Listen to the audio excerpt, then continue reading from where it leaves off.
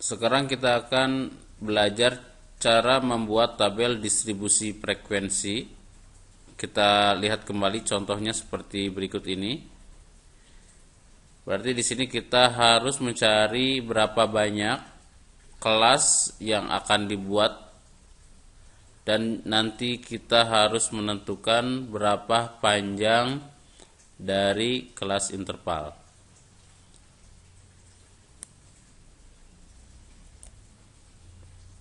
Kita langsung saja ke contoh.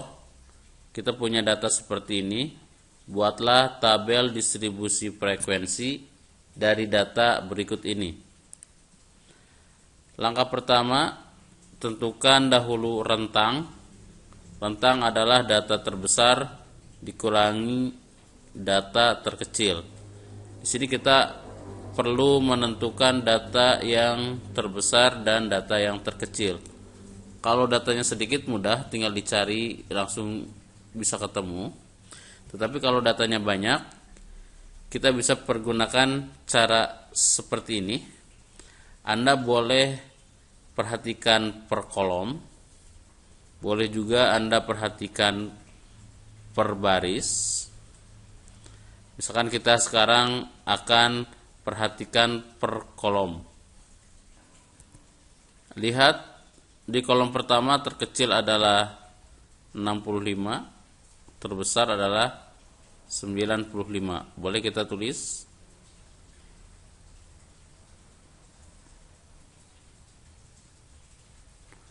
Kolom yang kedua terkecilnya 72, terbesarnya adalah 87.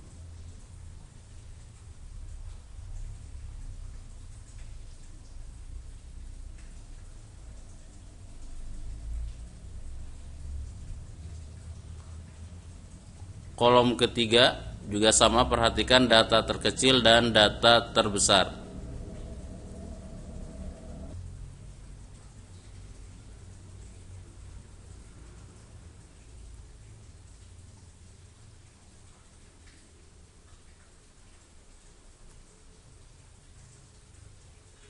Lakukan sampai kolom terakhir. Setelah kita menuliskan data terkecil dan terbesar pada setiap kolom, maka berikutnya kita akan menentukan atau memilih data yang paling kecil di antara yang terkecil. Anda bisa lihat di sini 61 data yang paling kecil. Lihat lagi, tadi yang terbesar adalah 95. Jadi sekarang kita akan mendapatkan rentangnya. Data terbesar 95, data terkecil adalah 61. Didapatkan hasilnya adalah 34. Langkah kedua, tentukan banyaknya kelas interval. Untuk menentukan banyaknya kelas interval menggunakan rumus sama dengan 1 ditambah 3,3 dikali logaritma N. N ini adalah banyak data kita.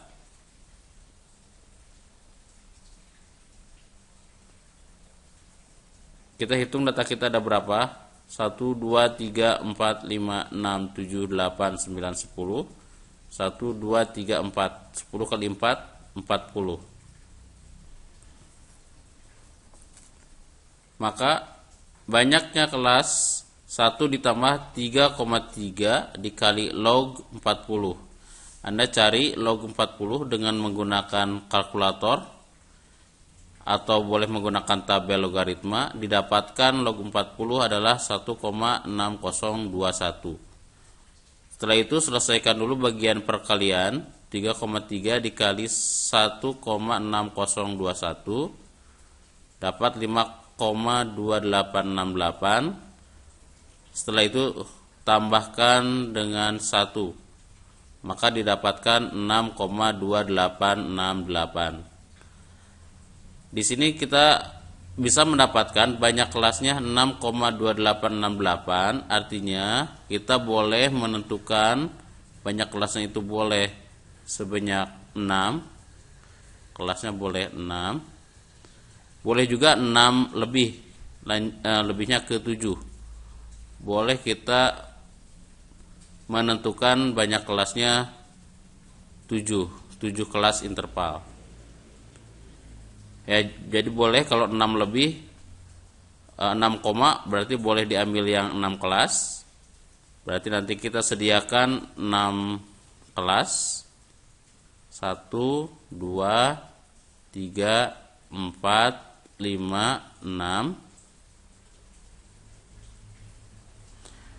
Atau boleh juga kita menentukan 7 kelas, berarti nanti siapkan ada 7 tempat. 1, 2, 3, 4, 5, 6, 7. Ya, boleh 6 atau 7 kelas. Anda boleh pilih salah satu. Langkah berikutnya kita menentukan panjang kelas. Panjang kelas rumusnya rentang dibagi banyak kelas. Ya, tadi kita di sini kembali ke sini dulu. Kita boleh menentukan harga K-nya 6, boleh juga K-nya 7. Nah, misalkan kalau kita menentukan K-nya 7, maka untuk mencari panjang kelas, rentang dibagi banyak kelas. Rentangnya tadi kita sudah dapat 34, ya. 34 banyak kelasnya kalau kita pilih tadi 7 kelas, maka pembaginya adalah 7. 34 dibagi 7 dapat 4,86. Jadi panjang kelas nanti yang kita tentukan ini juga boleh, panjangnya boleh 4 atau boleh panjangnya 5, ya. Anda boleh pilih salah satu, yang mana saja boleh, yang penting datanya nanti masuk semua, ya, data terkecil dan data terbesar masuk ke dalam tabel. Sekarang bagaimana kalau kita pilih banyak kelasnya adalah 6? Kalau banyak kelasnya kita pilih 6, maka untuk mencari panjang kelas, maka rentang dibagi 6. 34 bagi 6 dapat 5,67.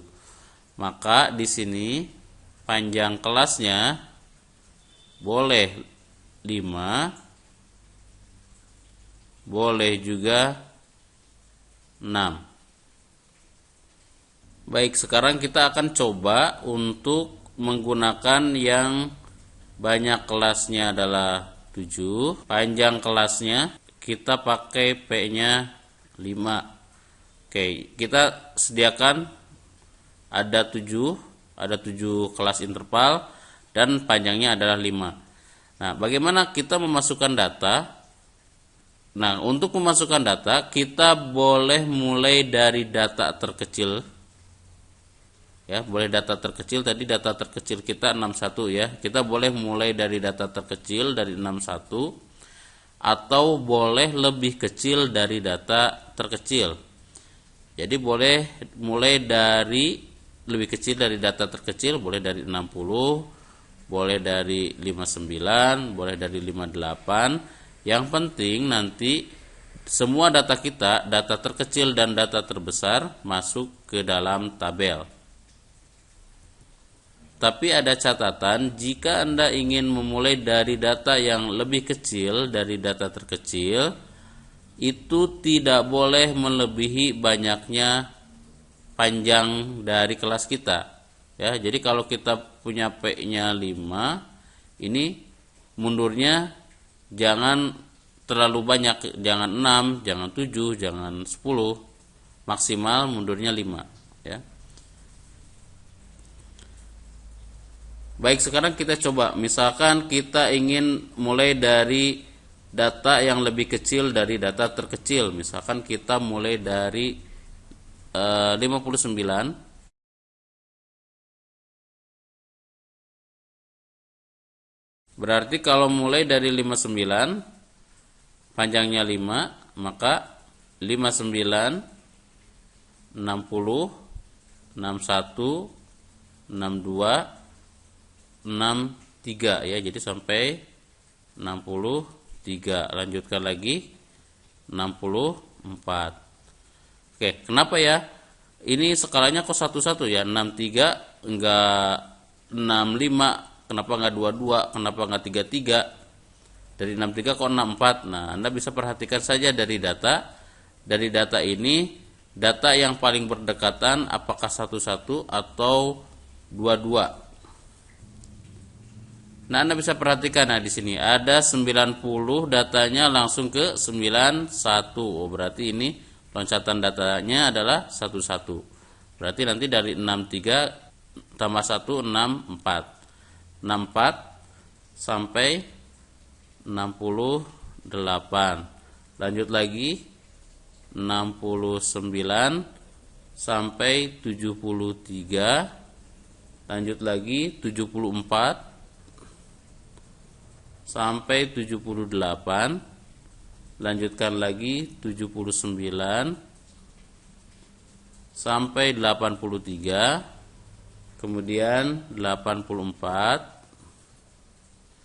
sampai 88, kemudian 89 sampai 93. Nah, sekarang kita periksa apakah benar distribusi data yang kita buat ini. Anda perhatikan saja apakah data terkecil kita masuk. Lihat 61 ya, data terkecil 61 ada di antara 59 dan 63. Di sini ada 61. Perhatikan data terbesar sekarang 95. 95. Perhatikan 95 apakah ada tempatnya. Nah, ternyata 95 tidak termasuk di dalam tabel. Nah, bagaimana kalau tidak termasuk ke dalam tabel? Berarti ini tabel yang kita buat adalah salah.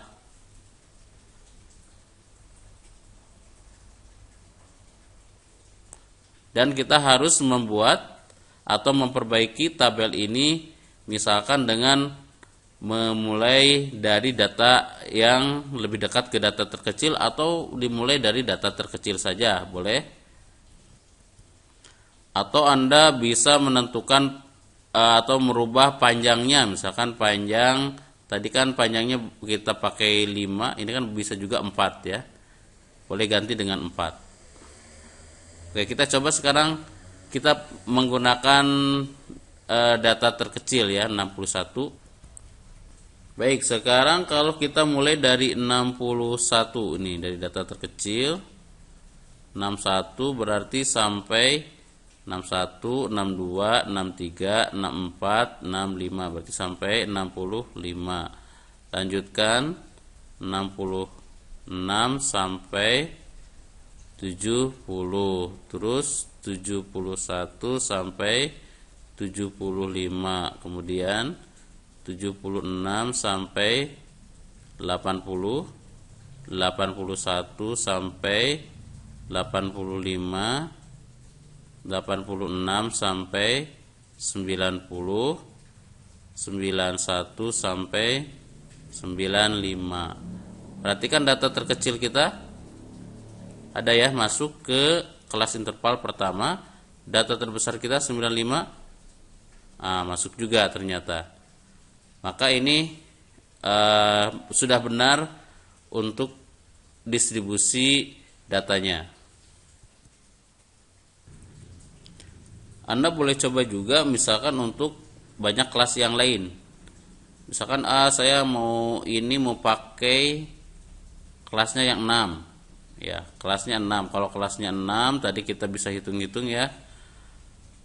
34 dibagi 6 5,67, berarti di sini panjangnya boleh 5, panjangnya boleh 6.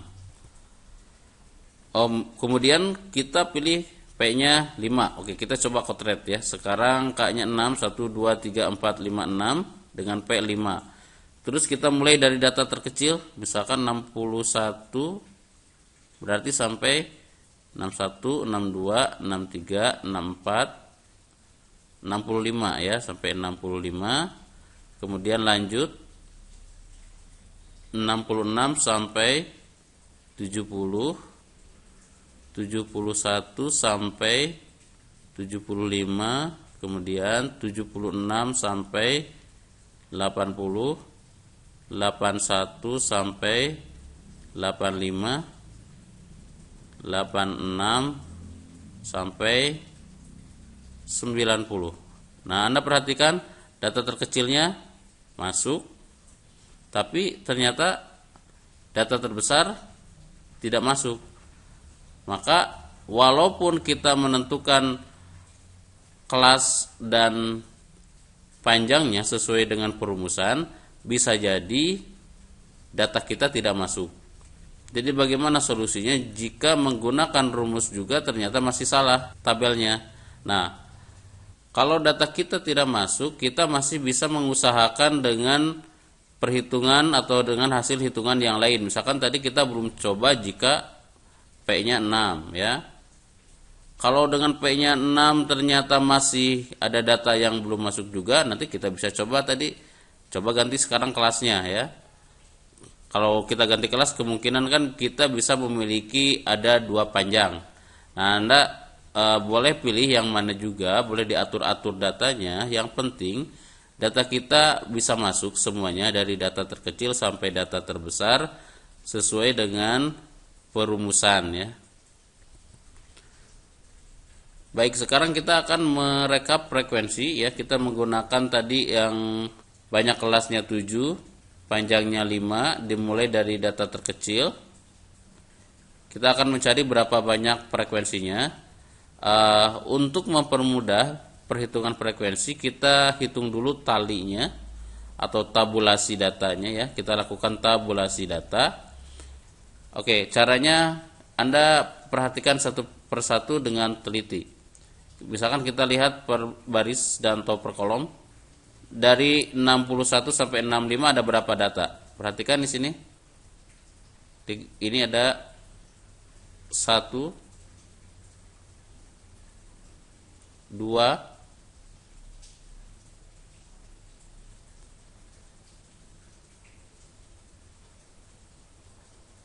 3,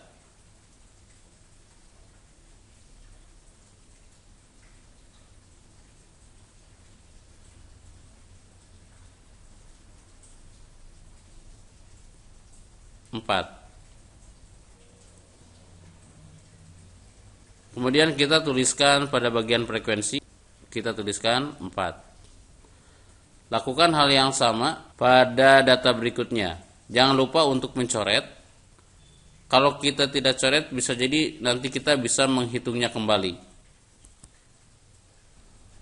Lakukan hal yang sama sampai semuanya terpenuhi.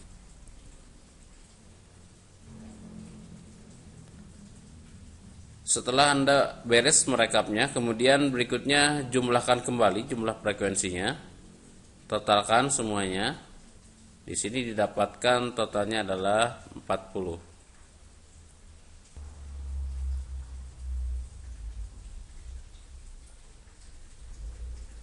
Jika ternyata hasil penjumlahan frekuensi ini kurang, maka artinya Anda melewati salah satu data yang ada di sini. Tetapi jika lebih dari 40, maka Anda kemungkinan menghitung 2 kali untuk data yang ada di atas.